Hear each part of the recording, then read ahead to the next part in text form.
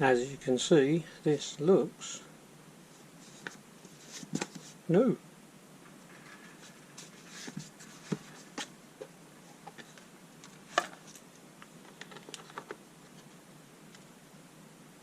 Screwdriver looks possibly barely used.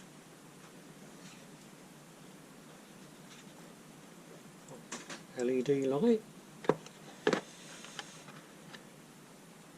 screwdriver bits, they look completely unused, and this is the USB-C charger.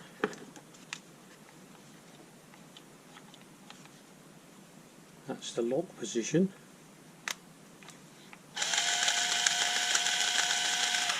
Doesn't sound healthy. Go the other way. Not quite so bad. But watch what happens if I hold this. Now it's going round. Now it's not. So there's no drive somewhere in here as soon as that's under any kind of pressure.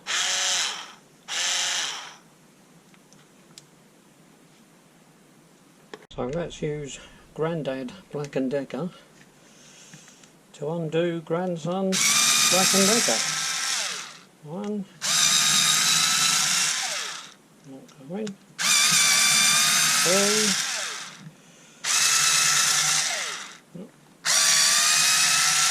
Three. 4. 5. So that's 5 screws. 1, 2, 3, 4, 5. I can't see any way of getting that nose piece off, so perhaps it doesn't actually come off. Let's try lifting. Oh, no. And there we are. Lithium ion cell.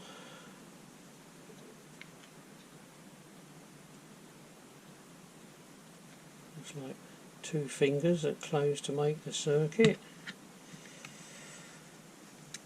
Not sure what position that's in. Oh, spring's fallen out.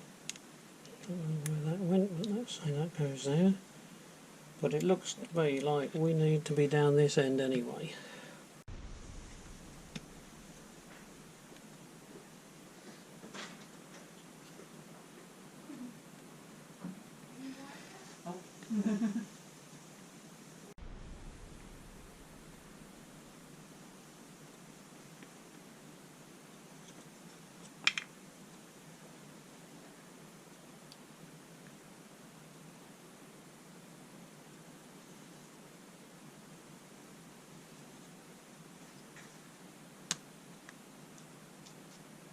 It looks like that just turns, so I should unlock it perhaps. There's the drive from the motor. Wow, look how small that is.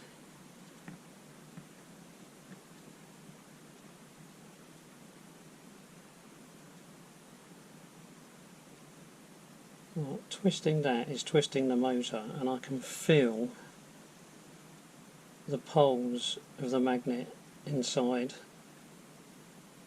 So I think that part is probably okay. So what we've got here is perhaps where the problems arise. Now let's have a look what we've got here. 1 plastic cog,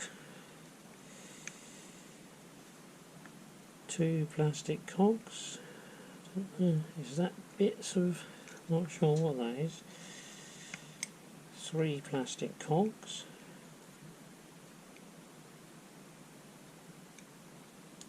And another output. Oh dear, I can see bits of shredded plastic. Somebody has been trying to force this.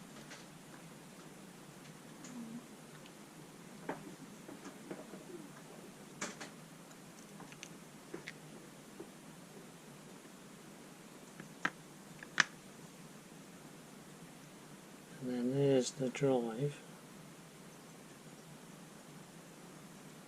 It looks like it can lock, so I'm not quite sure what's happening there, because at the moment you can see it is locked. So how does this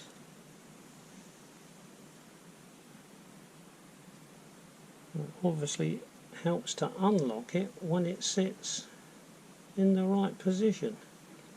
Now the thing is the housing missing its teeth inside here, or are these cogs missing their teeth? Right, that's the metal drive part for the cogs, and that's where it drives down for the output. 3 cogs fit on there. Right. I will give this a better clean in a minute, but I'm just trying to get an idea of how worn it is inside that actual housing. And from what I can see so far, I'm not sure it's that bad. I can't feel. There's a slight. I'm not sure. I was expecting to feel an obvious ridge where it was damaged, and there, in some parts, there might be something I can feel, but I'm not really sure. It's that small an amount, but we'll get some cleaner in there in a moment. I'm always reluctant to clean anything with solvent. Oh, one of the pins has fallen out. I'm always reluctant to put solvent on these sorts of things because you never actually know if the plastic itself is solvent proof, but I should imagine it is. That bit now turns up, but this bit seems to be, I don't know what holds that in.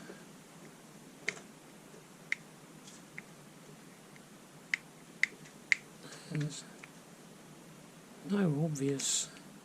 Oh, what's that? Oh, that bit come out.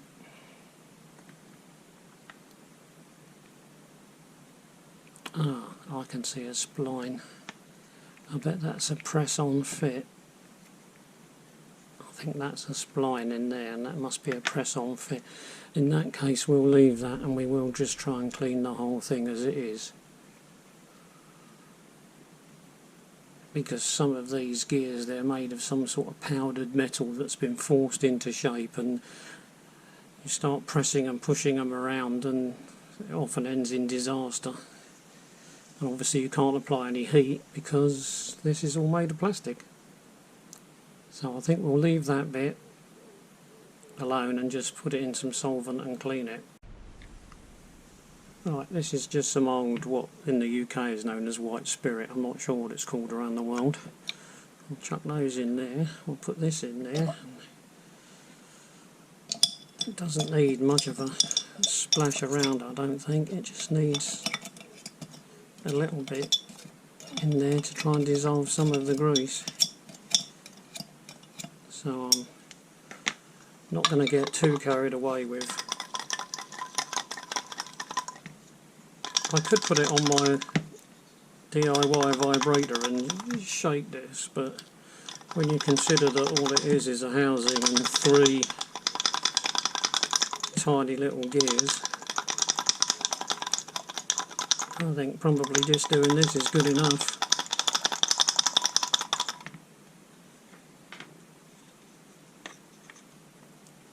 Well, let's have somewhere to put it.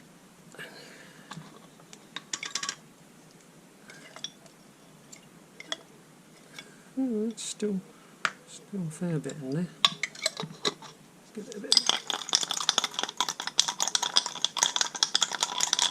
Yeah, oh, it's coming out all over my hands anyway. Must be doing some good. Right, that'll do. So if I'm not careful, the mix in here is already fairly dirty anyway.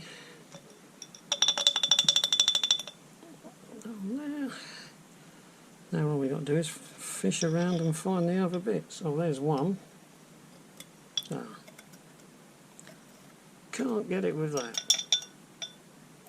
Need something a bit longer to go fishing with.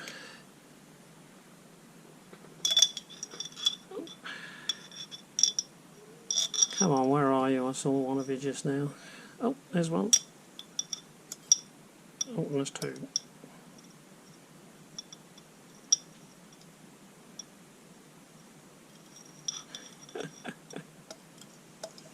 Yes, I know I could sieve this out and have more luck that way. I just can't think of anything offhand that I can sieve this through. My fingers are not long enough to reach down to the bottom. I know. We'll try that. Oh. Ugh. There's so much dirt in the bottom here that it's actually getting more dirt on it from being in here.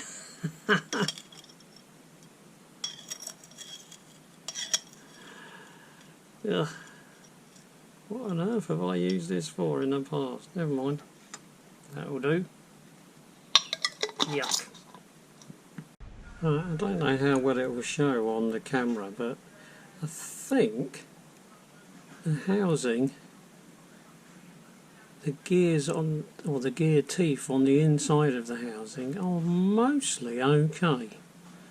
What I will try is putting the wrong set in there and see if they will turn okay. Right, now that's the gearing back in, and it's slid up and down in there all right, so it either happened to be by accident in a good spot or the teeth aren't too bad there. And of course I can put these little rollers back in, or I could if this thing would play ball. That's one.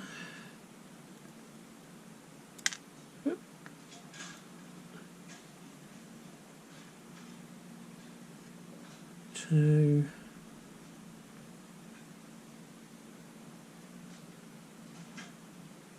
Three. Which means that this should now be able to fit back in. Oh, and it's just fallen in, so that's okay.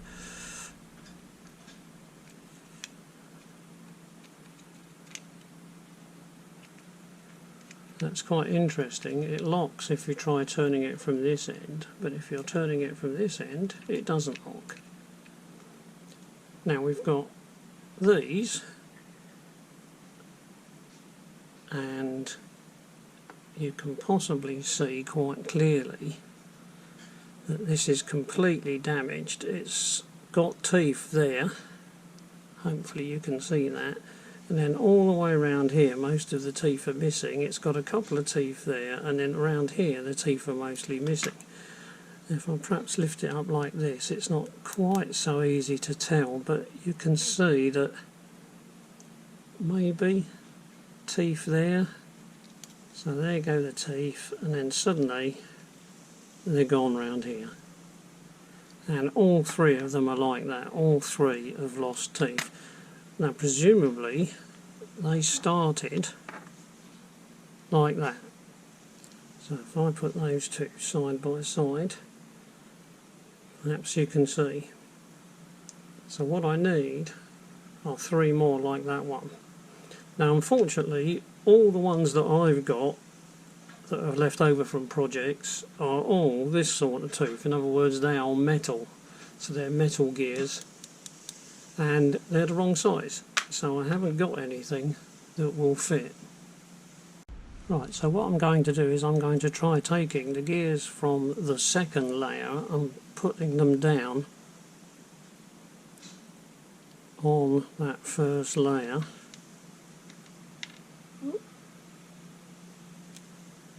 Because I'm assuming these are all the same size, because I should imagine Black & Decker would have tried to save money by keeping everything the same size. Right, that snow's in there. Now I just need to clean this part, which was the drive for that.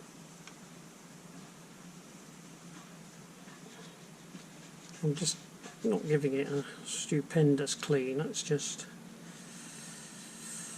cleaner, because I don't want to get covered in grease every time I pick it up to put it in. You can see it doesn't need much cleaning. And that should fit in the middle there of those gears. It doesn't seem to want to though. Come on, find a spot where you fit.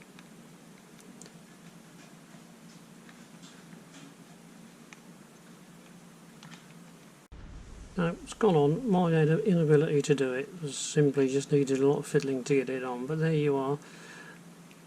That is now moving the row of cogs below against the housing ring, and so we should have a tiny little bit of output on here.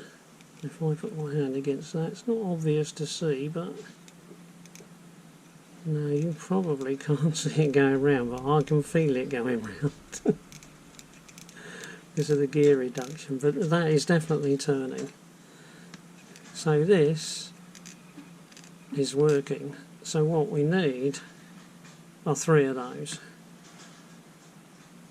It's anybody's guess where you could get 3 of those from.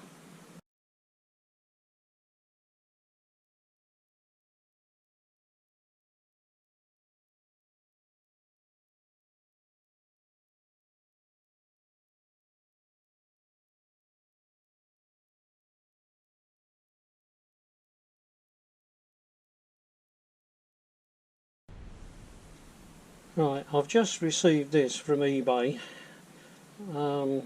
If you've seen the earlier part of this video, you'll know that I ended up with a previous one of these not being repairable thanks to these 3 little cogs. I've searched the internet, I cannot find those 3 little cogs anywhere. I contacted Black & Decker and their reply was there are no spares available for this screwdriver of any sort. So well done, Black & Decker. You get a year's warranty, and then if it breaks it goes straight in the landfill. So well done, Black & Decker. So like I say, I've just got this one from eBay. It's faulty, as you might expect. The fault for this one is different though. We're in the middle, we're in the sort of shut off position at the moment, so obviously that doesn't do anything, but it does turn the light on. If I turn it towards there, which would presumably be unscrew, then it works fine. I can put, you can feel me trying to hold it, I cannot hold that. If I turn it to forwards, nothing. No power at all. Light still comes on, but no power at all. So it would seem, I would think, that we've got an electrical problem rather than a mechanical problem on this one, because if we go back to there, it works fine. Now I bought this because I want 3 of these, and that, of course, has got 6 of them inside. It seems a terrible shame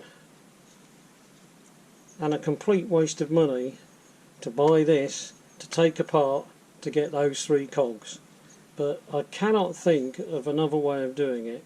Now this one is almost like new, like the last one, but it does have a little bit of scratchy marks on here. So somebody obviously did use this one, but not very much. If you look at the bits, you can see that, well, if they've been used, you'd be hard put to see how they've been used. I mean, they're virtually as new. I don't know if looking at the charger, it's almost as if the charger hasn't been used either, so I just don't know. But there you go. So it looks like we have to take this one to pieces, either to repair it or to get the 3 little cogs that we need to repair the first one. Right, as before, we'll use Grandad Black & Decker to unscrew our new modern Black & Decker, if we can get that to go in there. 1, 2, 3,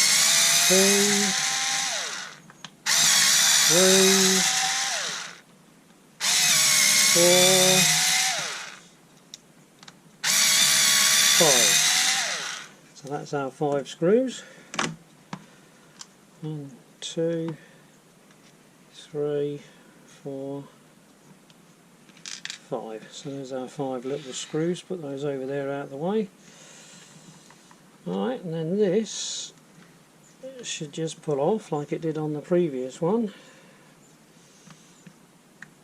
Oh, and that should give us access to the inside. Now that's the part that does the selection. Something moved then, I don't know if you noticed, but something just moved.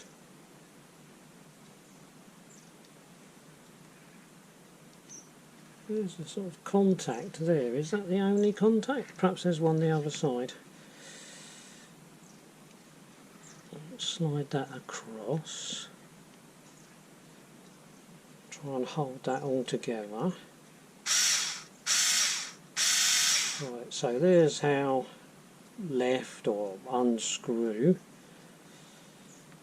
and then turn this, that must be the middle point, so if we turn it to there, that should be go to the right.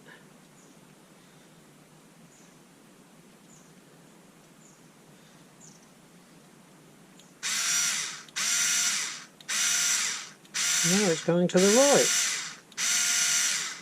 So what on earth moved? Something moved. As I took that top off, that cover off, and pulled it away, I saw something move. I don't know how well this will show up in the video. There's a little spring part of that connector there, and as you turn this, it's very difficult to show, but that's obviously something to do with making a connection.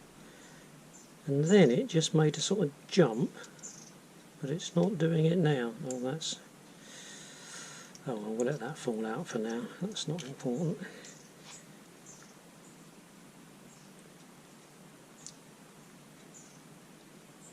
That's...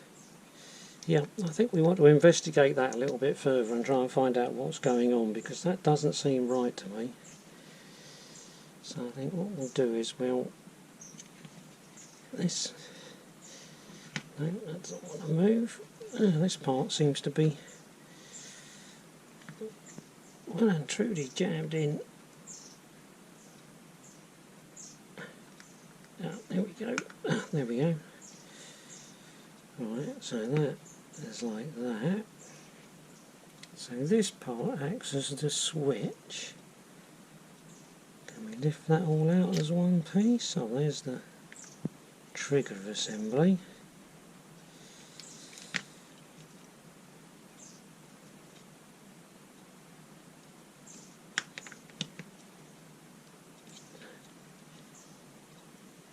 I'm trying to be gentle because this is jammed in very tight, which seems a bit odd.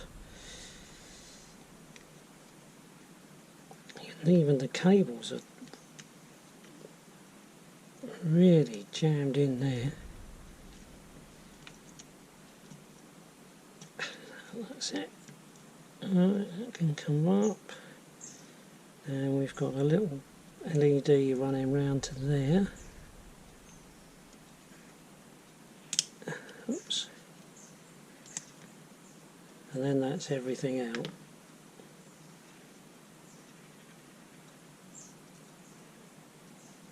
.6 volts, 1500 milliamp hours.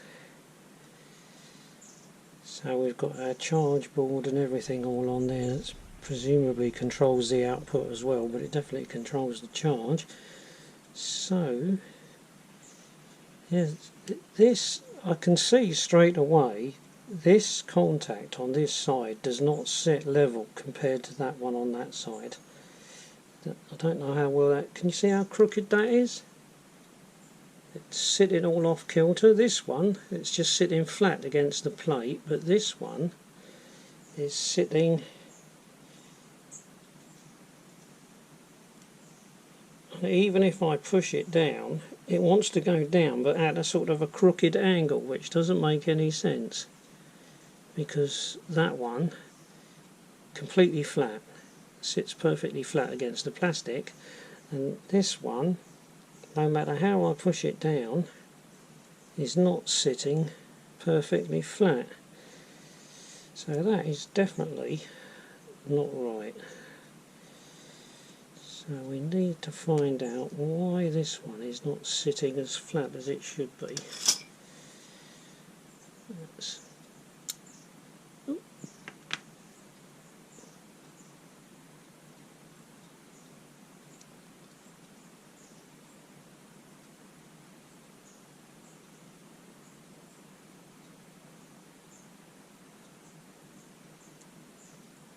Yeah, that pokes through there.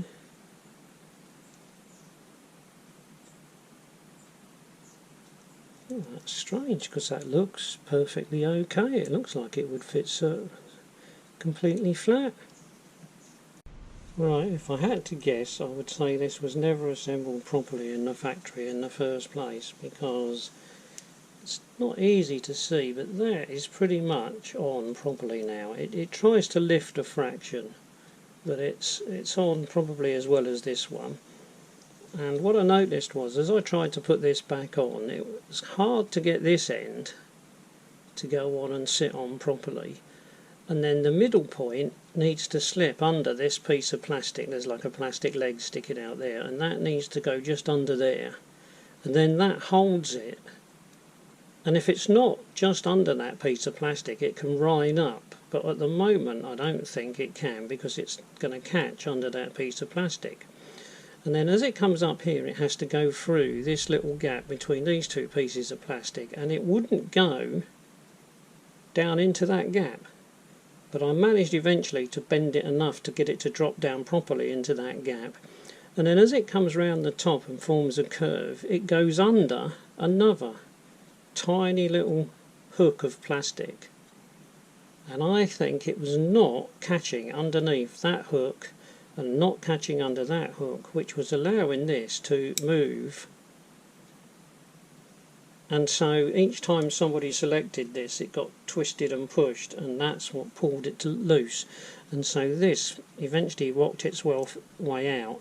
Now this one is equally loose as this one, I think now, but I think it should be holding okay, because I think we are just enough underneath this hook here and that hook there.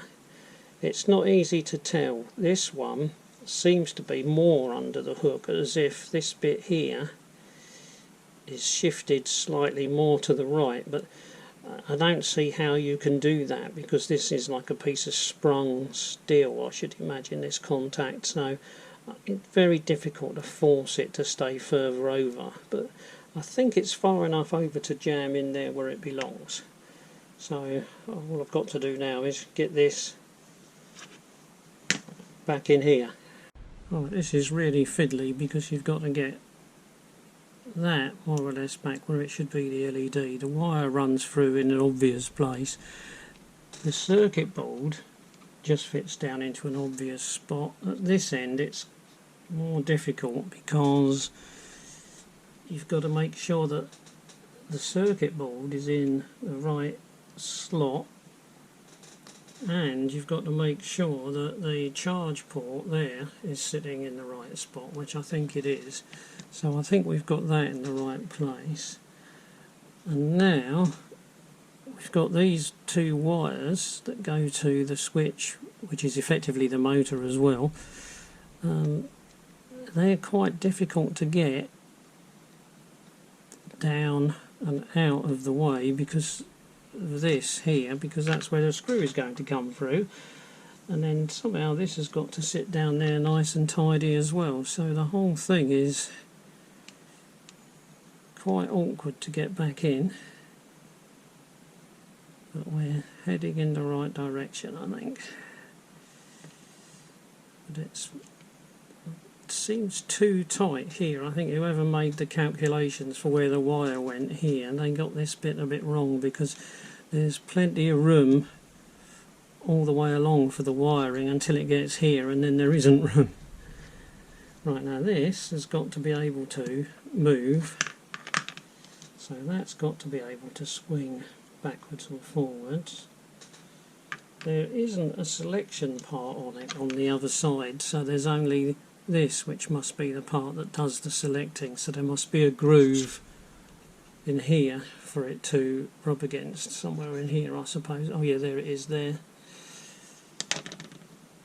Right, so what we need to do now is get the motor back in. Now that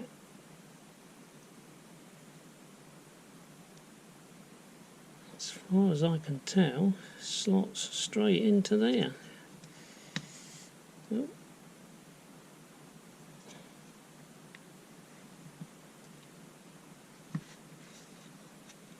But that does not want to... Oh no, there it goes. Oh, and it's just dropped down. Oh yeah, I can see now. If we look at that one, there are little peg there and a little peg there, so that must be what that fell into. Right, that seems to be more or less in the middle. So then we've got our switch, which presumably pivoted there, and there's the spring, that must be the spring holder, so that goes there. There's our LED coming on. Oh, that's a bit better. Is that going to reach the... Yep, that reaches the contacts, so that touches the contacts and the spring comes on. Just slots on here, I presume. Oh yeah, needs a little stretch, that's all. Right, yep, so that must slot onto there like that. And then with a little bit of luck, this slots back on. And we're on. And if we press down... Oh, we've lost all power. Perhaps the switch isn't far enough. Yep, down, we've got left. Middle, we've got nothing, but the light comes on. Right. We've got right.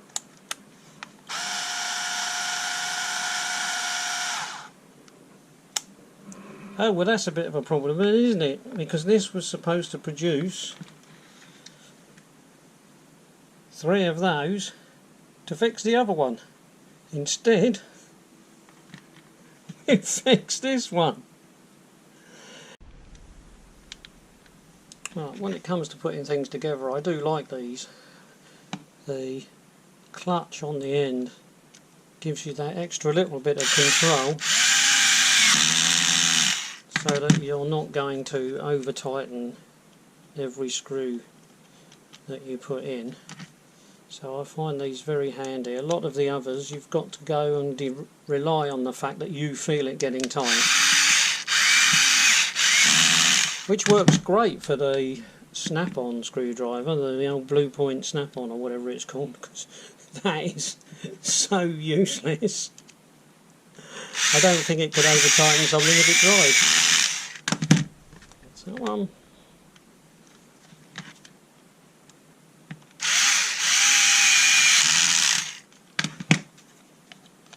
Right, so that's that. Over there. That's that way. Right, let's try it. We'll just try it with a few little screws as I've done with most of the others.